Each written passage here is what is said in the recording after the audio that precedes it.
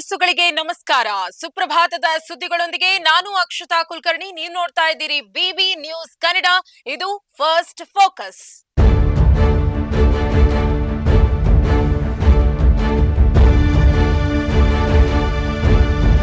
ಮೊದಲಿಗೆ first focus ಸುದ್ದಿಯ ಮುಖ್ಯಾಂಶಗಳು. ನಟ ದರ್ಶನ್ಗೆ ಜನವರಿಯಲ್ಲಿ ಜಾಮೀನು, ಅಭಿಮಾನಿಗಳಲ್ಲಿ ಹೆಚ್ಚಿದ ನಿರೀಕ್ಷೆ.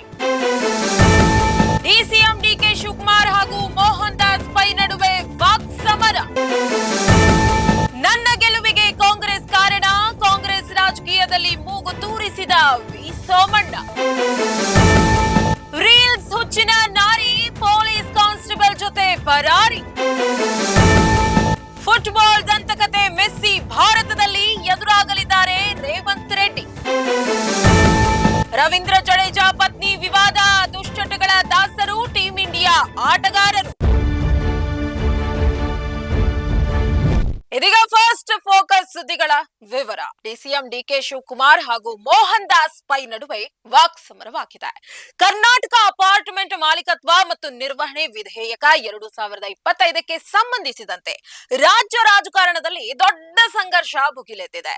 ಉಪಮುಖ್ಯಮಂತ್ರಿ ಡಿಕೆ ಶಿವಕುಮಾರ್ ಅವರ ಹೇಳಿಕೆಯ ವಿರುದ್ಧ ಖ್ಯಾತ ಉದ್ಯಮಿ ಹಾಗೂ ಇನ್ಫೋಸಿಸ್ ಮಾಜಿ ನಿರ್ದೇಶಕ ಮೋಹನ್ ದಾಸ್ ಪೈ ಅವರು ತೀವ್ರ ಆಕ್ರೋಶ ವ್ಯಕ್ತಪಡಿಸಿದ್ದು, ಈ ಕುರಿತಂತೆ ಮಾಡಿರುವಂತಹ ಟ್ವೀಟ್ ಇದೀಗ ವೈರಲ್ ಆಗಿದೆ.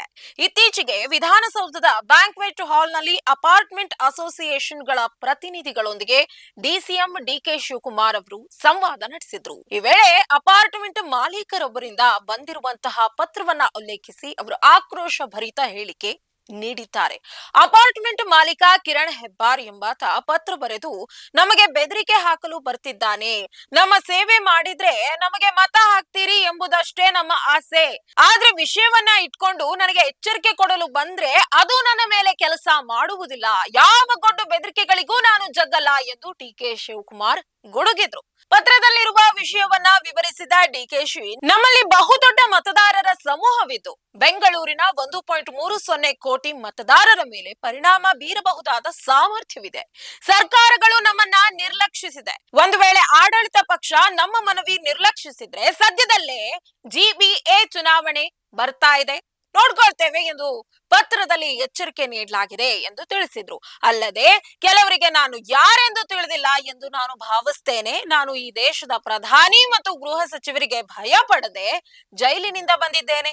ಯಾವನೇ ಆಗಿರ್ಲಿ ಸರ್ಕಾರಕ್ಕೆ ಎಚ್ಚರಿಕೆ ನೀಡಲು ಬರೋದಿಲ್ಲ ಎಂದು ಆಕ್ರೋಶ ವ್ಯಕ್ತಪಡಿಸಿದ್ದಾರೆ. ಡಿಸಿಎಂ ಡಿಕೆ ಶಿವಕುಮಾರ್ ಅವರ ಈ ಹೇಳಿಕೆಗಳ ವಿರುದ್ಧ ಉದ್ಯಮಿ ಮೋಹನ್ ದಾಸ್ ಪೈ ಅವರು ತೀವ್ರ ಅಸಮಾಧಾನ ವ್ಯಕ್ತಪಡಿಸಿದ್ದಾರೆ.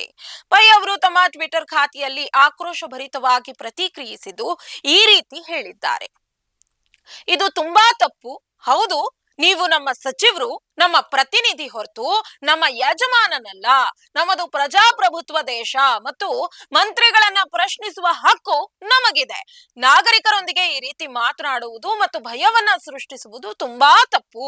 ನಾಗರಿಕರು ಸಂಕಷ್ಟದಲ್ಲಿದ್ದಾರೆ, ಅವರಿಗೆ ಸಹಾಯದ ಅಗತ್ಯವಿದೆ. ಸಹಾಯ ಮಾಡುವುದು ನಿಮಗೆ ಒಳ್ಳೆಯದು ಎನ್ನುವ ಮೋಹನ್ ದಾಸ್ ಪೈ ಅವರ ಈ ಟ್ವೀಟ್ ನಾಗರಿಕರ ಧ್ವನಿಯಾಗಿ ಹೊರಹೊಮ್ಮಿದ್ದು, ಚುನಾಯಿತ ಪ್ರತಿನಿಧಿಗಳು ಮತ್ತು ನಾಗರಿಕರ ನಡುವಿನ ಸಂಬಂಧ ಹೇಗಿರಬೇಕು ಎಂಬುದನ್ನ ಎತ್ತಿ ತೋರಿಸಿದೆ. ಕಾಂಗ್ರೆಸ್ ರಾಜಕೀಯದಲ್ಲಿ ಮೂಗು ತೂರಿಸಿದ ವಿ ಸೋಮಣ್ಣ. ರಾಜ್ಯ ಕಾಂಗ್ರೆಸ್ನಲ್ಲಿ ಮುಖ್ಯಮಂತ್ರಿ ಕುರ್ಚಿಗಾಗಿ ಪೈಪೋಟಿ ನಡೀತಾ ಇರುವ ಈ ಸಂದರ್ಭದಲ್ಲಿಯೇ ಕೇಂದ್ರ ಸಚಿವರಾದ ವಿ ಸೋಮಣ್ಣ ಅವರು ಗೃಹ ಸಚಿವ ಜಿ ಪರಮೇಶ್ವರ್ ಅವರ ಪರವಾಗಿ ಬಲವಾಗಿ ಬ್ಯಾಟಿಂಗ್ ಮಾಡಿದ್ದಾರೆ. ಅಷ್ಟೇ ಅಲ್ಲದೆ ಇತ್ತೀಚೆಗೆ ನಡೆದ ಲೋಕಸಭೆ ಚುನಾವಣೆಯಲ್ಲಿ ತಮ್ಮ ಗೆಲುವಿಗೆ ಕಾಂಗ್ರೆಸ್ ನಾಯಕರೇ ಹೇಗೆ ಸಹಕಾರ ನೀಡಿದ್ರು ಎಂಬ ಸ್ಫೋಟಕ ರಹಸ್ಯವನ್ನ ಅವರು ಬಹಿರಂಗವನ್ನ ಪಡಿಸಿದ್ದಾರೆ. ಶನಿವಾರ ತುಮಕೂರಿನ ಹೊರವಲಯದ ಹೆಗ್ಗೇರಿಯಲ್ಲಿ ರೈಲ್ವೆ ಮೇಲ್ಸೇತುವೆ ನಿರ್ಮಾಣ ಕಾಮಗಾರಿಗೆ ಚಾಲನೆ ನೀಡಿದ ನಂತರ ನಡೆದ ಕಾರ್ಯಕ್ರಮದಲ್ಲಿ ವಿ ಸೋಮಣ್ಣ ಅವರು ಮಾತನಾಡಿದ್ದಾರೆ. ಗೃಹ ಸಚಿವ ಡಾಕ್ಟರ್ ಜಿ ಪರಮೇಶ್ವರ್ ಅವರ ಉಪಸ್ಥಿತಿಯಲ್ಲಿಯೇ ಮಾತನಾಡಿದ ವಿ ಸೋಮಣ್ಣ, ಪರಮೇಶ್ವರ್ ಅವರು ಅದೃಷ್ಟದ ಗೃಹ ಮಂತ್ರಿಯಾಗಿದ್ದಾರೆ. ಎಲ್ಲೋ ಒಂದ್ ಕಡೆ ಅವರು ಈ ರಾಜ್ಯದ ಮುಖ್ಯಮಂತ್ರಿ ಆಗಲಿ ಅನ್ನೋ ಆಸೆ ಇದೆ. ಇದನ್ನ ನಾನೊಬ್ನೇ ಹೇಳ್ತಾ ಇಲ್ಲ, ಇದು ತುಮಕೂರಿನ ಮಹಾಜನತೆಯ ಅಭಿಪ್ರಾಯ ಎಂದು ನೇರವಾಗಿ ಹೇಳಿಕೆ ನೀಡಿದ್ರು. ಸೋಮಣ್ಣ ಅವರ ಈ ಹೇಳಿಕೆ ರಾಜ್ಯ ರಾಜಕೀಯ ವಲಯದಲ್ಲಿ ತೀವ್ರ ಕುತೂಹಲ ಮೂಡಿಸಿದೆ.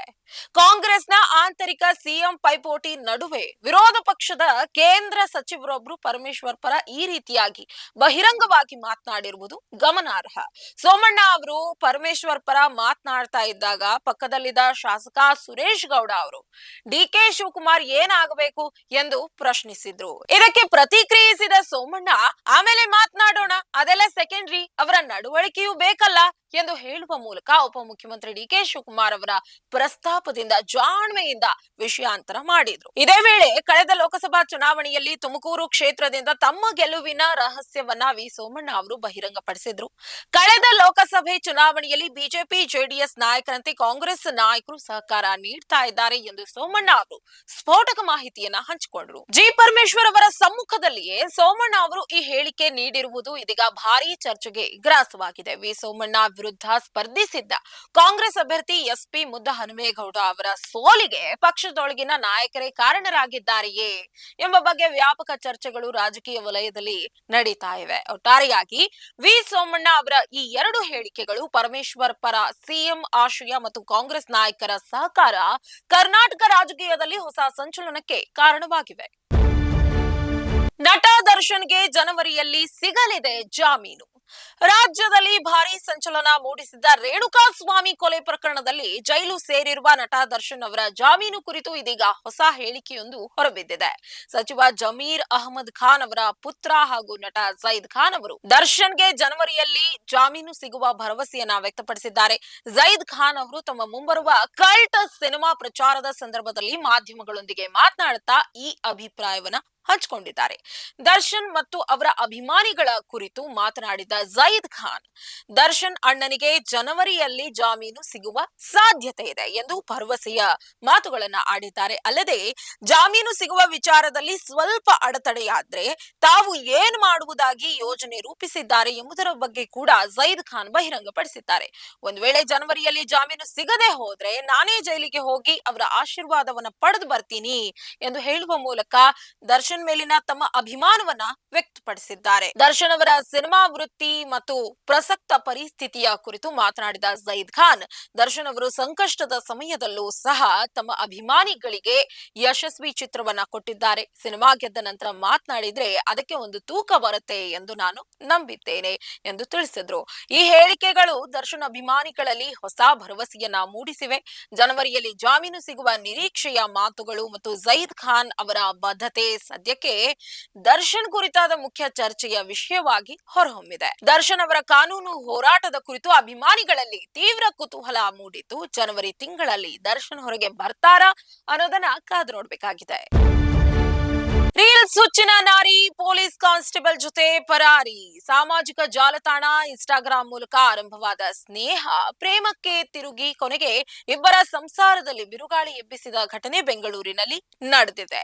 ಇನ್ಸ್ಟಾಗ್ರಾಂ ರೀಲ್ಸ್ ನೋಡ್ತಾ ಪರಿಚಿತರಾಗಿದ್ದ ವಿವಾಹಿತ ಗೃಹಿಣಿ ಮತ್ತು ಪೊಲೀಸ್ ಕಾನ್ಸ್ಟೇಬಲ್ ಹಣ ಮತ್ತು ಚಿನ್ನಾಭರಣದೊಂದಿಗೆ ಪರಾರಿಯಾಗಿದ್ದಾರೆ. ಘಟನೆಯ ವಿವರಗಳ ಪ್ರಕಾರ HSR ಪೊಲೀಸ್ ಠಾಣೆಯಲ್ಲಿ ಹೊಯ್ಸಳ ವಾಹನ ಚಲಾಯಿಸ್ತಾ ಇದ್ದ ಪೇದೆ ರಾಘವೇಂದ್ರ ಅವರೊಂದಿಗೆ ವಿವಾಹಿತ ಗೃಹಿಣಿ ಮೋನಿಕಾ ಪರಾರಿಯಾಗಿದ್ದಾರೆ. ಪೇದೆ ರಾಘವೇಂದ್ರ ಅವರಿಗೆ ಮದುವೆಯಾಗಿ ಓರ್ವ ಮಗಳಿದ್ದಾಳೆ. ಮೋನಿಕಾ ಅವರಿಗೆ 12 ವರ್ಷದ ಓರ್ವ ಮಗನಿದ್ದಾನೆ. ಇಬ್ರು ಇನ್ಸ್ಟಾಗ್ರಾಂ ನಲ್ಲಿ ಪರಿಚಯವಾದ ನಂತರ ಒಟ್ಟಿಗೆ ರೀಲ್ಸ್ ವಿಡಿಯೋಗಳನ್ನ ಮಾಡ್ತಾ ಇದ್ರು. ದಿನ ಕಳೆದಂತೆ ಈ ಪರಿಚಯ ಪ್ರೀತಿಗೆ ತಿರುಗಿ ಇಬ್ಬರು ಒಟ್ಟಿಗೆ ಓಡಿ ಹೋಗಲು ಸಂಚು ರೂಪಿಸಿದ್ರು. ಇಬ್ರು ಪರಾರಿಯಾಗುವ ಮುನ್ನ ಭಾರೀ ನಾಟಕವನ್ನ ಆಡಿದ್ದಾರೆ.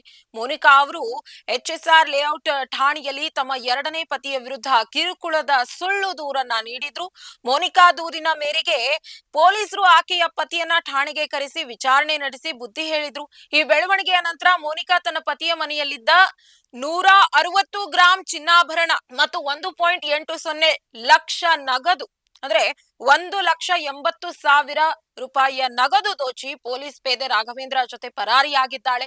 ಪತ್ನಿ ಚಿನ್ನಾಭರಣ ಮತ್ತು ಹಣದೊಂದಿಗೆ ಪರಾರಿಯಾಗಿರುವುದು ತಿಳಿದ ನಂತರ ಮೋನಿಕಾ ಪತಿ ಚಂದ್ರಾಲಿಯೋ ಠಾಣೆಗೆ ದೂರು ನೀಡಿದ್ದಾರೆ.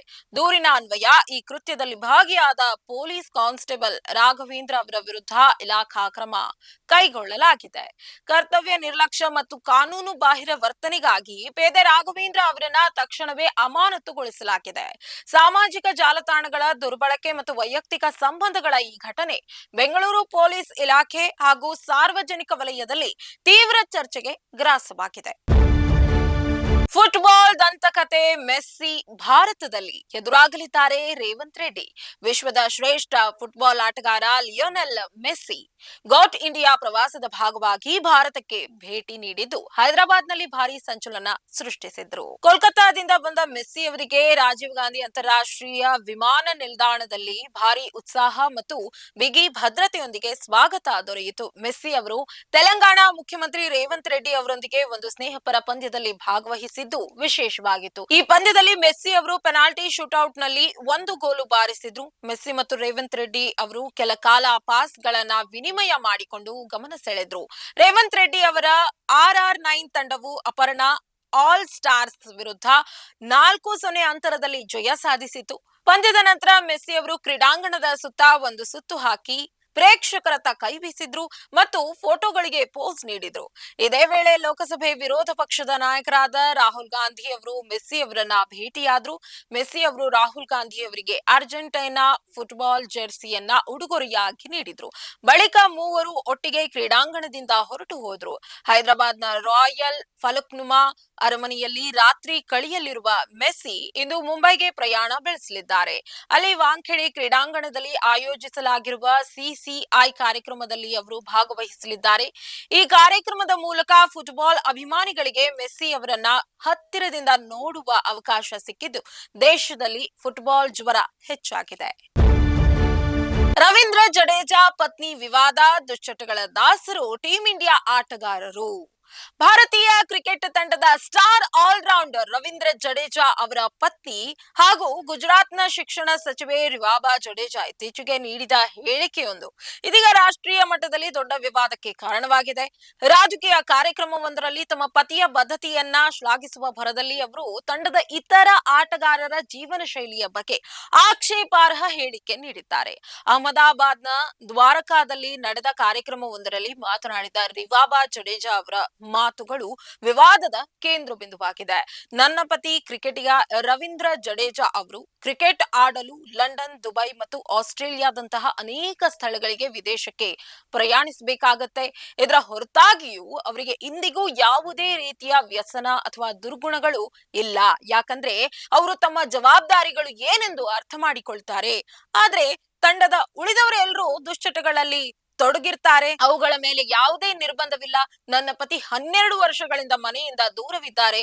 ಅವರು ನೈತಿಕ ಕರ್ತವ್ಯವನ್ನ ಏನ್ ಮಾಡ್ಬೇಕೆಂದು ಅರ್ಥ ಮಾಡ್ಕೊಂಡಿದ್ದಾರೆ.